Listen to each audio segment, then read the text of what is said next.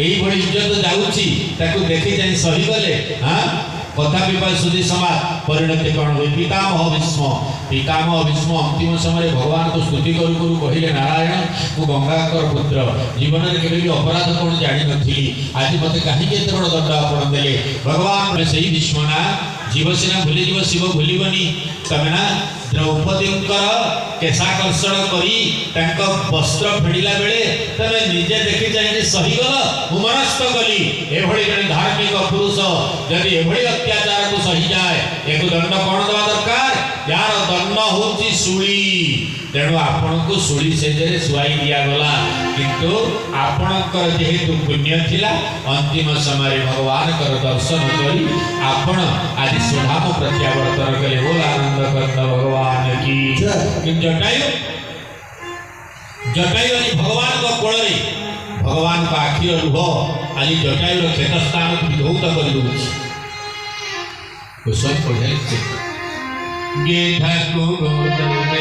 राखी दया निधि नयन सरोजन भरी भारी बारही बार सुधारते पंखु जटायु के भोरे जटान सोजाई दीन मलिन सुभाव विहंग पर कीति किरणा दुखारे राघव दीन दयाल दीन बंधु जखे दुखे करुणा भरी भारी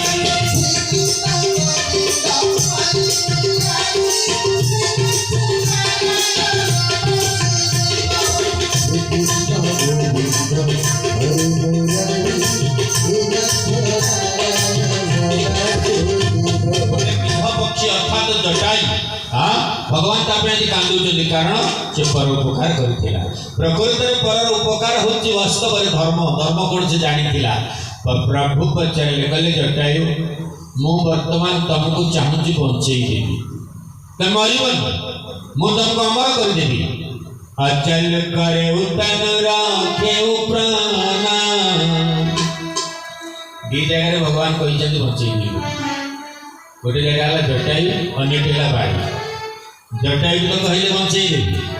किंतु बाड़ी जेतबेले कहला मत जदि कहि था टिके पूर्व रावण वंश बांधी आनी थांती प्रभु कहले हाँ बंचेई देबी कि असुविधा नहीं तुम करिवो तो किंतु बाड़ी मना कला मु बंची मत आपन कहउछन बंचिया कथा जेतु आपणकर सामना रे ये जीव मोर जाउची मु जदि बंचे कल्प वृक्ष छाड़ी गप गछ सेवा करि दरकार नहीं नारायण नित्य तो दिन दिन मां को आपण पाइबे कि असुविधा नहीं हेले मु बंचिया को चाहे मना कर दला बाड़ी मना कला कि जटायु कौन कहला जटायु जो कहले बंची देवाई जटायु कहला ठाकुरे मत आपण बंचिया को कहउछंती जनम जनम मुनि जतन कराई अंतरम कहिया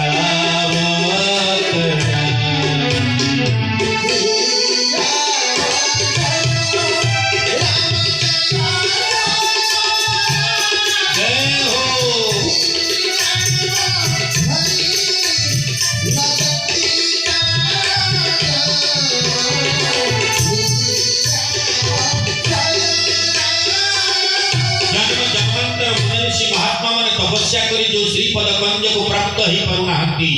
आज जिते मु आपणकर कोल जदि एति बेले मो जीवन जीव मु केते प्रभावशाली पुण्यशाली से कथा मन भीतर चिंता करी जटायु कहला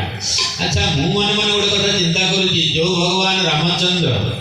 जटायु को बंचे देवाई कहले जो भगवान रामचंद्र बाड़ी की बंचे देवाई कहले जेतबेले निज सान भाई लंका शक्ति भेद कहीं तो कहले मु बंचे देवी बोली कौन कहले हे जाम्बव हे सुसेन हे हनुमान मो भाई केमती बचो मो भाई केमती आरोग्य हम औषध कौटी अच्छी कौन अच्छी कि अद्भुत कथा ये हाँ निकमाक्षेत हो ना जटायु निकमाक्षेत कर बाड़ीर किंतु एत सत्व जो माने दी जन को बंचे देवाई रामचंद्र प्रतिश्रुति देले एठी निज सान भाई किंतु बिल्कुल कहले कि केमिति बंचियो कौन हम अन्य ऊपर निर्भर कले डाक्तर डाक औषध आण औषध आसिले मो भाई बंचियो इत्यादि प्रकार एथिरे रहस्य कौन अछि भगवान कर लीला तीन प्रकार केते प्रकार तीन प्रकार गोटी हैला लोकोत्तर लीला माने जोटा कि केही करि न पाइबे प्रभु ताकू करदेबे अर्थात डाक्टर फेल होगा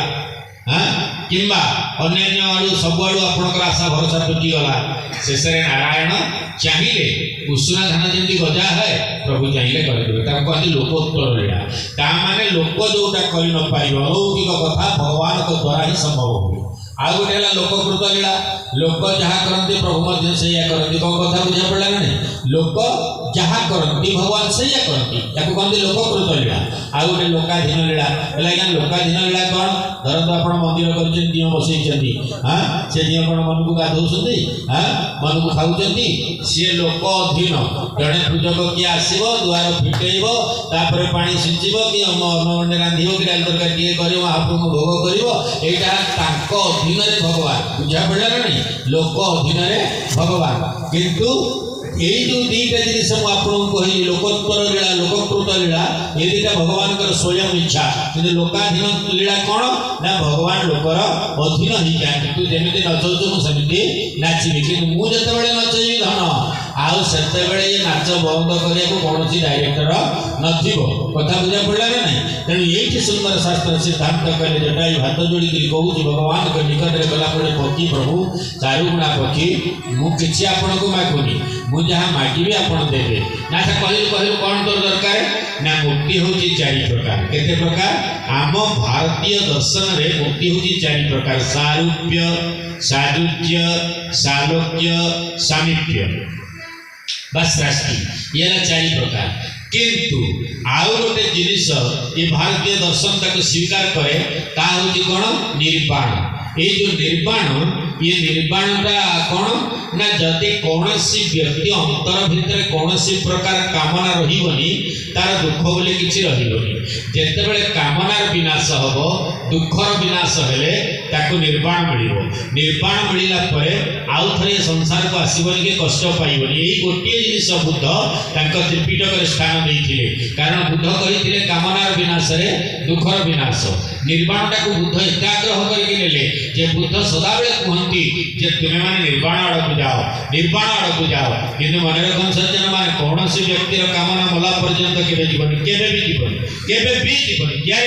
कारण किए कामनार विनाश कर दुखर विनाश हम अंतिम समय शेष निश्वास पर्यटन क्या अनेक बही सी आसिले मो जीवन जीव कथा बुझा पड़ी ना हाँ से पानी टे देला कि फल टे देला जीवन चलीगला कामना कौट तार माने ये है प्रशमन है कामना भगवान को निकट में रहू तेणु रामचरित मानस अंतिम पर्याय गोस्वामी कहते कामी जान जेने रमणी गने प्रण प्रिय मने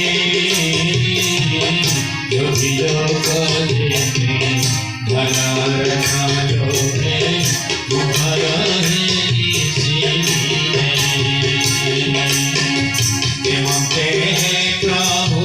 करुणा सागर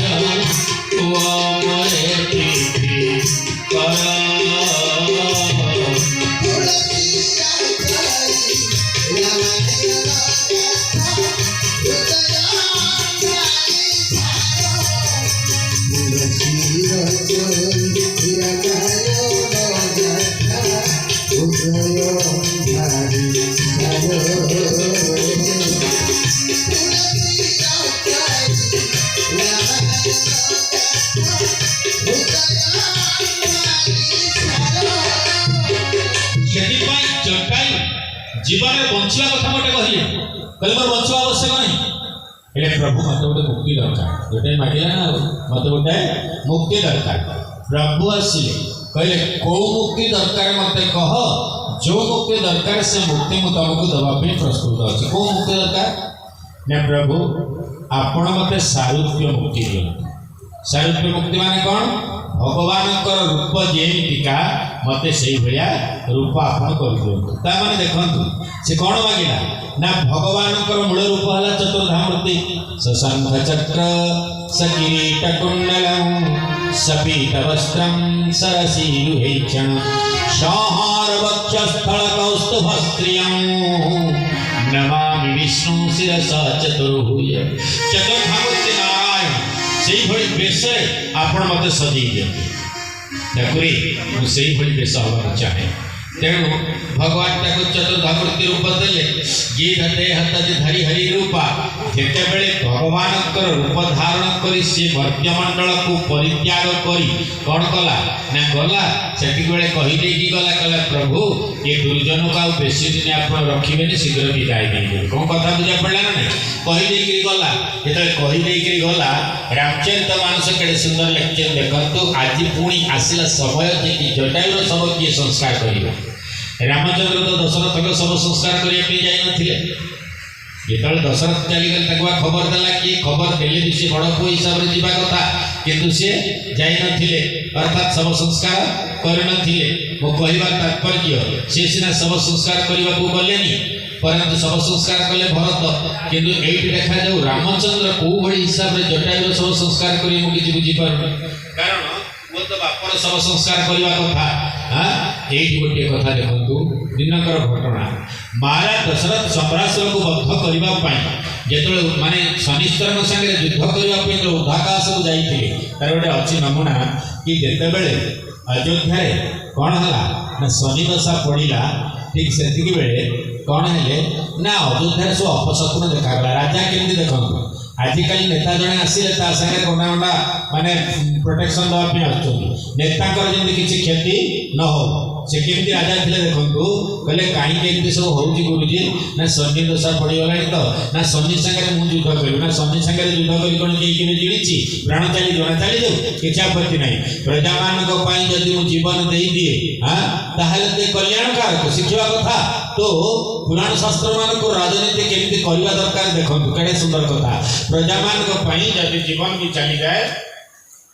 कौन से आपत्ति नहीं यही चिंता करी से शनि को संगे युद्ध करने को गले एत शनि को संगे युद्ध करने को गले शनि एते क्रोध रथ दौड़ी छिड़गला रथ दौड़ी छिड़ला पर आ दशरथ बचे कि धीरे धीरे माने कौन है अवक्षमुखी है तल को आसला जटायु देखीदेला जटायु जो देखीदेला कहला आहा ये तो सही दशरथ मो संगे आगुरी मिलन होते मोर मैत्र ये मरीजे मुझे देखी मरीजे यहाँ गोटे कथा ना हेनी अयोध्या राजा जो चली मु देखु देखु संसार कौन कह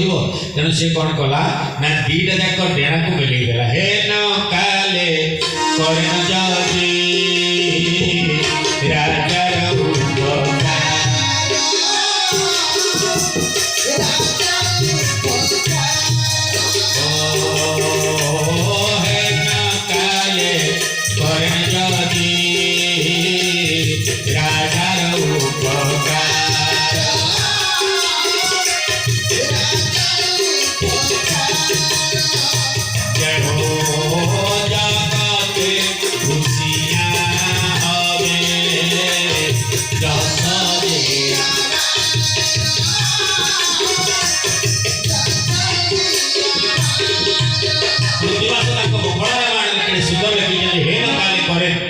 जदि राजार उपकार जगत खुशियाँ हमें जस जे आमार जदि यही समय में राजा का उपकार करी जगत में मो जस समस्ते खुशी कही किसी डेणा में लेदेला जेदा डेणा में लेदेला रथटी आसिक डेणा रे पड़गला देखो तो केते ताकत तार थिला से अवलोकन कला महाराज कहला प्रभु गोटे कथा कहबी हे राजन मत चिन्ह परजंती जेटा एठी आपण तो मोर मित्र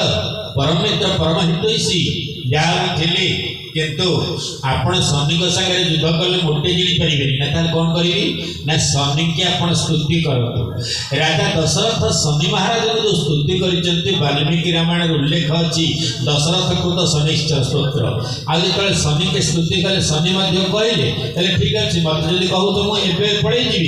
समय आसो आसबि से मत रोकीपारे हयत तुम जीवन जापे कारण दशाटा एत शीघ्र चली जाए ये रहा कि विदाय नहीं जाते विदाय नहीं गले से जटायु कौन कला राजा को माने ओल्लैदेला कहला राजन मुझे किसी गोटे मागिबी तुमको तुम दब दशरथ कहले जहाँ मागिब मुझे निश्चय देवी हेले तुम पुओटे मत दियो तुमठू जो पुत्र जात हो मत निश्चित प्रकार दब ना गोटे तमें न मोर तो पुओ झी किसी ना एवं कथा कहूनी आज काली हम हेले मत दब ना बड़ पुड़ी दब ताने दशरथ भाविले एकाधिक संतान मोर हम ता कहीं बड़ पुओ कथा कहूँ हाँ तेणु जटायु जो महात्मा जहाँ कहे ठीक पुणी देवता सी ठीक अच्छे मु निश्चित गोटे पुआ देवी या चिंता करी जितेबाला दशरथ पलैले जटायु रहीगले तापर अनेक दिन पर महाराज दशरथ चारि पुह हेले जटायु कथा जानी जिते जटायु जाइए अयोध्या पहुँचला आहा कि सुंदर बालसुलभ मूर्ति कनकी दुति श्याम सरोलोचन पंजकी मंजुलताई हरे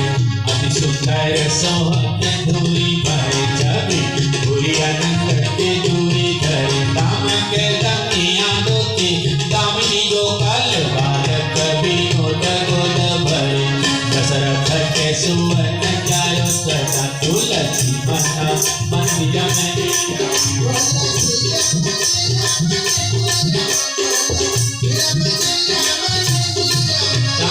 में जितेबाला भगवान अपरूप श्यामली माँ को देखा